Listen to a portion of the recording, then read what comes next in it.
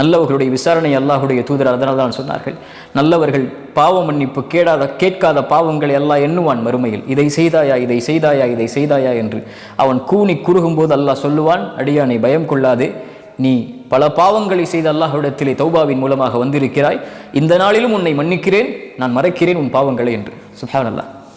தூய்மையானவர்களை அல்லாஹ் நேசிக்கிறான். ரசூலுல்லாஹி ஸல்லல்லாஹு அலைஹி வஸல்லம் இந்த 2 வசனங்களையும் இன்னல்லாஹு யுஹிப்புத் தவ்வாபீன் வ யுஹிப்புல் முத்தத்தஹிரீன் இந்த வார்த்தைகளை தங்களுடைய துஆவில் சொன்னார்கள்.